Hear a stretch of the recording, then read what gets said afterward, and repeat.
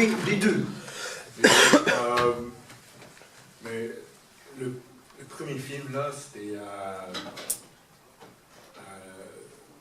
je trouvais que c'était un peu émotionnel, là. Oui. On entend... Oui. Ouais, j'ai le mot, là. Oui, mais l'histoire, là, était... oui, ça commençait un peu triste, là. Oui, oui. Il y a une belle fin. Oui, mais c'est un peu inspiré. Inspirant. Inspirant. Oui, non, inspirant. Et oui, c'était... l'histoire était... C'est l'histoire d'une jeune Congolaise, enfin, il a décrit très bien. Donc, ça, évidemment, j'ai retenu ce film parce que ça montrait bien, comme je l'ai dit tout à l'heure, la dimension d'accueil qui est reconnue dans ce pays. D'autres impressions, vous voulez réagir? Après ça, on va aborder d'autres questions. Moi, personnellement, ce qui est venu me chercher avec ce film-là, c'est qu'on a deux approches différentes, deux visions de la diversité.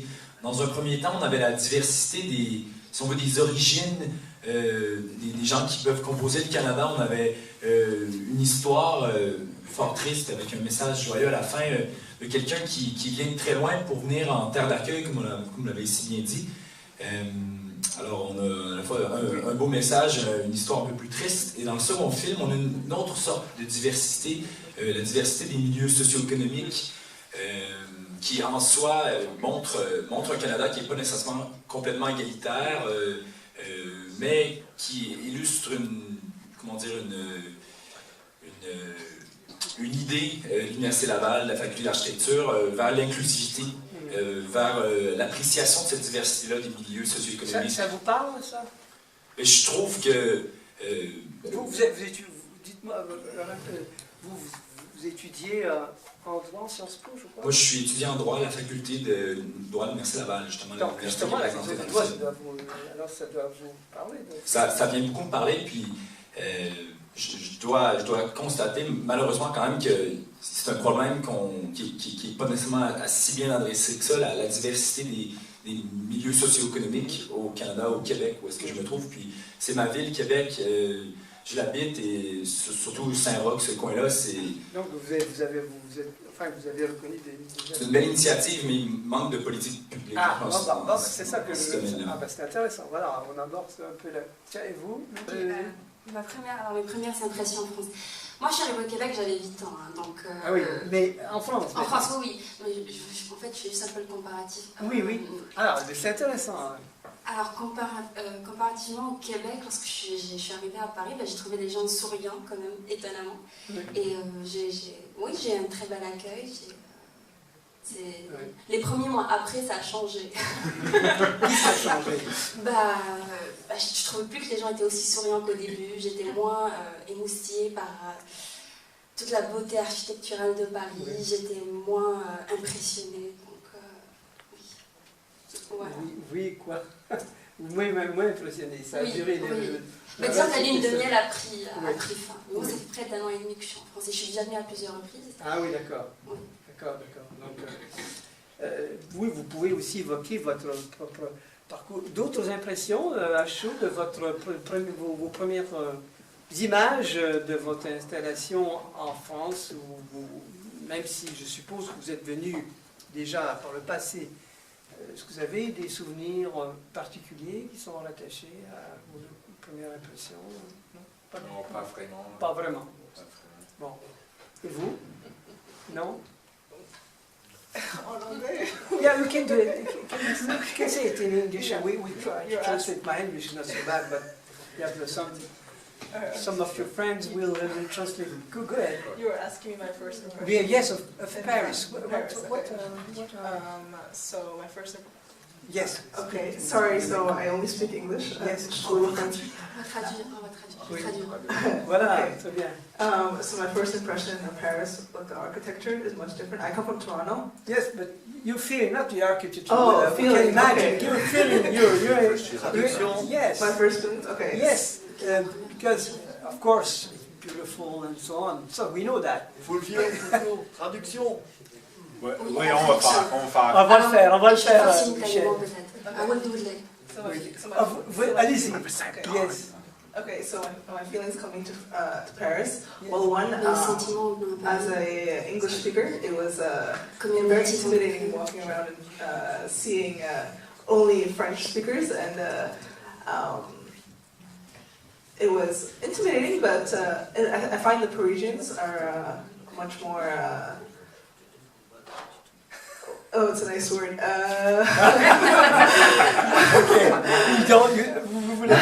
Mes premières impressions en arrivant à Paris en tant que native anglophone, ça a été un choc de voir que la plupart des gens parlaient seulement français. Et bref, les Parisiens au début, ça a été difficile.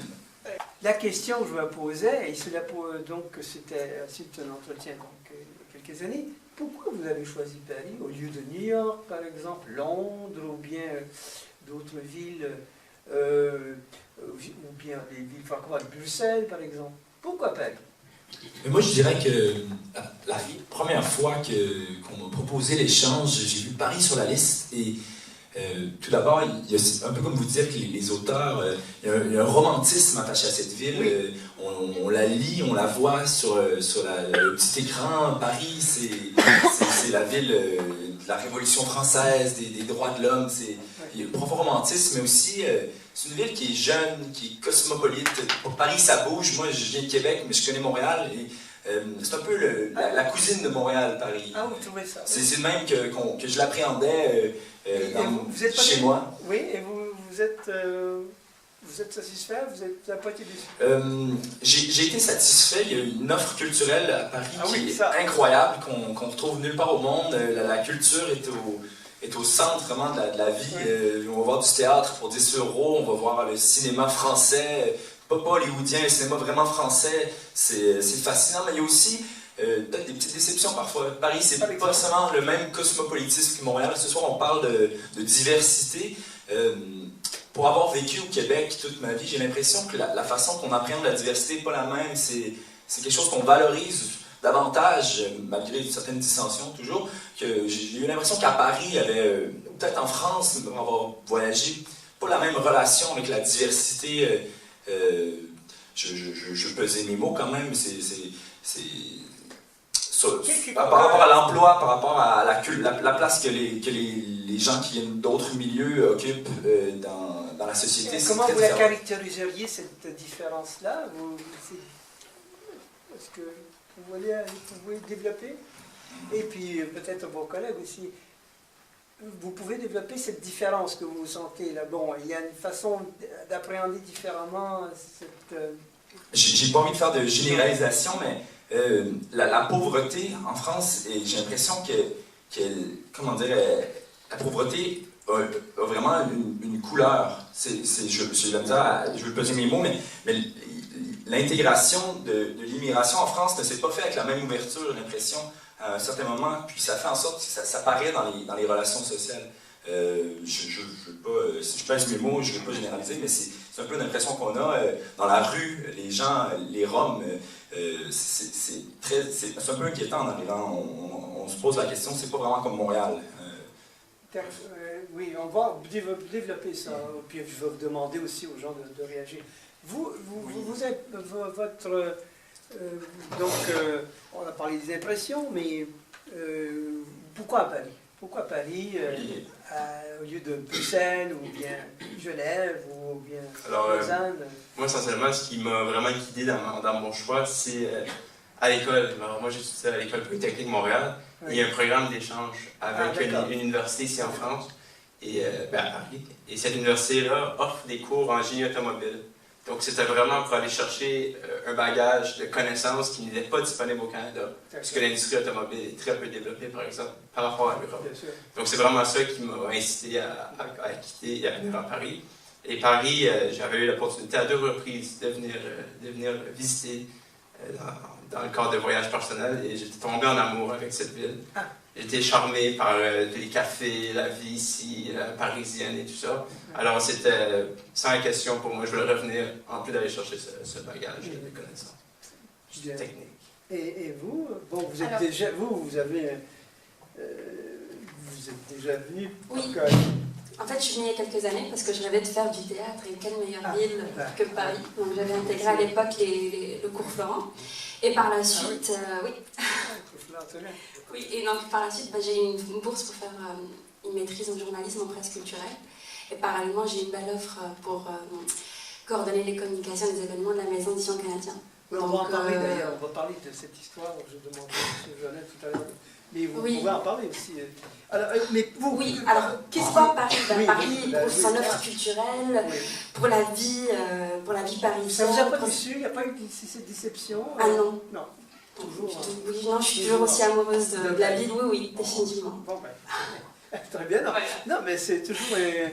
Et vous, alors, allez-y, pourquoi Paris Pourquoi Paris c'est vrai que c'est une grande ville. Oui, non. Mais moi, je fais un doctorat en histoire et sur la perception britannique de la Pologne, sur la première moitié du XIXe siècle. Alors, pour moi, c'était moins cher que Royaume-Uni, mais c'était entre les deux, entre Varsovie et entre Londres. Alors, c'est bon pour... c'est pas loin de Varsovie pour faire les conférences là. Et aussi la recherche au Royaume-Uni, et c'était entre les deux. Et j'avais un défi de faire la recherche en français. Vous êtes de Toronto, c'est ça? Originairement, de Toronto. Ah, de Toronto, qui est une des grandes villes cosmopolites. 50% de la population de Toronto est née à l'extérieur des frontières canadiennes. And for you, why did you choose Paris to learn here French? Yes, and I go to Sciences Po, and that's my main motivation. Yes, to come to Paris because the school is about international affairs, and that's my major back home. So, and there's no better place to study French history and French politics than in Paris. What is your topic? You study what? I study political science but international affairs in the Middle East. In the Middle East. Oh. J'ai choisi la ville de Paris notamment à cause de l'offre en éducation qu'offre le programme d'échange avec Sciences Po. Je m'intéressais beaucoup à la politique à la fois française, mais je fais un programme en politique au Moyen-Orient et il y avait une grande offre à Sciences Po pour ça. Bon, ben justement, parlons-en de la politique. On a un débat ce soir, je l'ai évoqué tout à l'heure. Je voudrais savoir, quel est votre sentiment sur la politique française en général? Alors, il y a beaucoup de sujets qui vous touchent, vous aussi, les jeunes Canadiens. Alors, quel est votre sentiment en général? Vous suivez la politique française, ces délibérations, ces discussions commençons par... Non, pas du tout, ça vous intéresse pas? Vous? Alors, allez-y. Non, juste pour savoir, puisque vous êtes ici, donc... vous? Si je peux me permettre, je peux avouer suivre, je suis coupable, je suis un peu la politique française. Alors, qu'est-ce que vous en pensez? Quel est votre sentiment? Voilà. C'est fort intéressant. Moi, ce qui m'a vraiment... ce que j'ai bien aimé en arrivant ici, c'est qu'on a malgré les gouvernements qui succèdent, l'alternance droite-gauche, socialiste, républicain, ça reste qu'il y a une grande offre politique, une grande offre journalistique en France. Alors, on a beaucoup de tous les points de vue. Au Canada, l'extrême gauche, ça n'existe presque pas, l'extrême droite, encore moins. On a trois partis, fédéral, provincial, mais ça reste qu'ici, on a une grande offre politique puis une énorme couverture de la politique aussi. Fait que ça m'a marqué au départ. C'est très intéressant. On peut aller chercher ces nouvelles tant dans le Figaro que dans le Canard enchaîné, Le Monde. Il y a tous ces journaux. Il y a même La Croix, un journal catholique qu'on n'a pas vraiment chez nous. Il y a une vieille presse catholique. Oui, en effet, mais c'est plus marginal en fait. Mais une grande offre journalistique, grande offre politique. Et ça a changé votre conception de la politique, y compris dans votre pays? Est-ce que ça a modifié votre perception, justement, cette grande offre politique qu'il y a ici en France? Est-ce que ça a modifié Je ne sais pas si ça modifie ma perception de la politique canadienne et québécoise, mais c'est certes intéressant de comparer, de voir ce qui peut comparer. Moi, je pense en politique d'immigration, d'intégration, par rapport à la diversité, on en parle encore, mais c'est très différent la façon que c'est appréhendé, le modèle républicain versus le modèle plus multiculturaliste au Canada. Ça, c'est très intéressant. On va y venir. Par rapport au système électoraux, par rapport au système présidentiel, le chef de l'État qui a tant de pouvoir. Bref, moi qui est un constitutionnaliste, c'est un grand plaisir d'aborder ces sujets. Alors, oui. Est-ce que vous vous sentez plus canadien en Europe, plus québécois par rapport à vos voisins canadiens? Quel est votre rapport à la nation? Ah oui, une grande question, mais ça se pose parce que surtout on est à l'étranger. Alors, vos réactions. Est-ce que vous vous êtes senti plus acadien, par exemple, ou plus canadien, enfin, puisque là, vous êtes avec vos confrères, consoeurs d'ailleurs. Allez, votre sentiment, je veux vous entendre là-dessus. Je pense que pour moi, oui, vous. J'étais en Europe depuis 2012, là, oui. Et quand j'étais au Canada, on avait des identités plus régionales, oui. Ou même de notre ville, pas vraiment canadiens, oui. Mais lorsque j'étais en Europe, certainement, j'ai senti vraiment canadien, et spécialement ici en France, je trouve c'est l'identité qui principale, en fait. D'être canadien oui. Ici en France, et c'est, même si je parle français, c'est un différent type de français, c'est pas... Ouais, tout ça. D'accord, non. Bon, c'est un premier constat, oui, d'accord. Même puisque vous avez aussi des origines chinoises, non? Mes parents sont d'Hong-Kong, mais j'étais né au Canada. Oui. Vous appartenance aussi avec la famille, la partie de vos parents. Est-ce que vous les avez, vous avez encore quelques liens? Comment ça se... Lien avec la famille de vos parents en Chine? Non, je n'ai pas de famille en Chine maintenant. Ils sont tous au Canada. D'accord. Alors, allez-y. Yeah, are you when yeah what relationship with identity. Yeah. Identity. So okay, so I was not born in Canada. I was born in Syria. Yes, Damascus. in Syria. Yes, and but my background is actually Palestinian. So coming to France, I identify as Canadian. But I find the most fascinating thing about being in Paris is the second question people ask me after they ask me where I'm from. I say Canadian. The second question is, what is your origin? They never take the Canadian first. Okay, good. I was not. Je ne suis pas né au Canada, je suis né en Syrie, mais j'ai déménagé au Canada par la suite. Alors quand j'arrive à Paris, ce qui est intéressant, les gens me demandent d'où viens-tu, je dis le Canada, et ensuite les gens posent mais quelles sont tes origines, ce qui me fait rire parfois. En fait, moi je suis d'origine algérienne, donc je suis arrivée au Québec à l'âge de 8 ans. Je vous dirais que en France, lorsque je dis, moi je me sens plus québécoise parce que j'ai vécu 20 ans au Québec. Et c'est sûr qu'en France, ils font pas, disons, la séparation entre le Québec et le Canada. Donc déjà t'es canadienne, t'as pas l'accent, ils ne comprennent pas trop. Mais je vous dirais que je me sens québécoise. Quoique j'ai vécu dans l'Ouest canadien, mais je me sens québécoise avant tout. Mais moi, malgré quelques critiques lancées à l'égard de Justin Trudeau, je pense que je me sens fier d'être Canadien dans les moments où est-ce que l'Europe sombre dans l'extrême droite à certains égards, dans le Brexit, dans François Fillon, avec Geert Wilders aux Pays-Bas, les mouvements 5 étoiles. Honnêtement, je suis fier d'être Canadien lorsque je vois quelqu'un qui tient le flambeau libéral, si on veut, quelqu'un qui tient le flambeau de l'ouverture à l'autre, à l'immigration, à la lutte contre les changements climatiques. Moi, j'en suis fier de ça, mais comment... c'est une dure question de dire comment on se sent au-delà de ça, par rapport à Trump. Et peut-être je vais profiter, je vais demander M. Jolin, avant de conclure, si vous voulez bien, de dire quelques mots de l'histoire et de cette maison qui fête ses 90 ans cette année, qui est la maison des étudiants canadiens, qui a recueilli la plupart des jeunes Canadiens qui ont fait leur carrière aussi au Canada, mais aussi dans la diplomatie et ailleurs. Monsieur Jolin, venez, approchez-vous.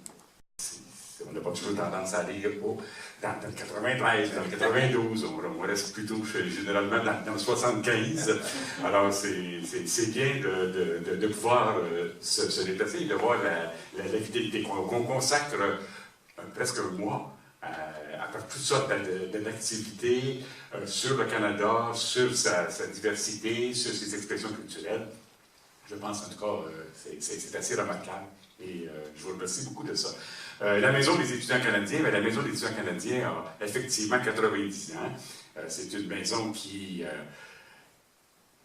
a accueilli, comme vous le disiez, beaucoup de jeunes à travers son histoire, beaucoup de jeunes qui ont pu faire le pas par après. C'était sûr que venir en France, c'était très important dans les années 30, 40, 50, et beaucoup de politiciens, d'artistes sont venus en France, sont retournés après ça dans le pays et ont contribué évidemment à son développement à plusieurs niveaux. Et la Maison des étudiants canadiens, à la Cité internationale universitaire, a été un lieu d'échange, un lieu de vie qui a compté beaucoup pour tous ces gens-là. Je pense à des artistes comme Gaston Miron, Alfred Pellan, des politiciens effectivement comme Pierre-Éliott Trudeau, Adrienne Jackson. C'est autant de personnes qui ont vécu dans cette maison et qui ont contribué par après à la société canadienne. Et ça continue toujours. C'est-à-dire que j'ai hâte de voir où sera Alexandre, Éric, Anand, Sarah et Nathaniel. Dans 5 ans, dans 10 ans, dans 15 ans, on pourra, au lieu de donner les exemples de Pierre-Éliott Trudeau, on va actualiser finalement nos exemples en parlant de vous. Okay? Et en parlant de vous. Donc, pour nous, la Maison des étudiants canadiens, c'est quelque chose d'important. C'est une des 40 maisons de la Cité internationale universitaire de Paris. C'est une maison dite non rattachée, c'est qu'elle est rattachée finalement à un pays. Il y en a une vingtaine qui sont comme ça, la Cité internationale universitaire. Pas rattachée au gouvernement canadien, rattachée à une association au Canada. C'est vraiment une maison en économie sociale. C'est une association au Canada qui a porté cette maison, particulièrement au Québec, particulièrement à Montréal. Il y a encore des descendants du fondateur qui sont encore impliqués dans cette maison. Il y a donc une dimension un peu familiale aussi qui est inhérente à cette maison. Alors cette maison est importante, je pense, en termes de réalité, de ce qui s'y vit, mais en termes aussi symboliques, en termes de reconnaissance historique. En tout cas, pour moi, il faut venir la voir, si vous ne la connaissez pas. C'est une vieille maison, mais qui a été rénovée aussi, qui a quand même 150 unités d'hébergement. Et c'est pas seulement qu'un dortoir, hein, c'est pas un lieu pour dormir, c'est un lieu pour y vivre. Et je pense qu'il se lie beaucoup d'amitié. Et c'est l'expression aussi de la diversité culturelle à la Maison des étudiants canadiens. Il y a des Québécois, il y a des gens de Colombie-Britannique, il y a des Franco-Ontariens, il y a des Acadiens, il y a des nouveaux arrivants aussi qui vivent dans cette maison. Et en plus, il y a un grand principe, et ça je pense qu'il faut le mettre en évidence, il y a un très grand principe à la Maison des étudiants canadiens, mais dans toutes les autres maisons de la cité universitaire, c'est le brassage. Vous savez que 25 à 30% des Canadiens qui sont admis à venir à la maison ne vivront pas à la maison. Ils vont vivre dans d'autres maisons de la cité. Et en contrepartie, nous accueillons des Italiens, des Japonais, des Américains, des Argentins, pour à peu près 25 à 30% de nos places. Alors ça crée vraiment un vivier d'échanges culturels très fort. Merci beaucoup encore de cette initiative. Merci. Alors justement, eh bien, la soirée est terminée. Je remercie Alexandre, Nathaniel, Anand, qui est là, ma droite, Lise, Sarah, Et c'est vous, et bien sûr, et Éric Desrosiers.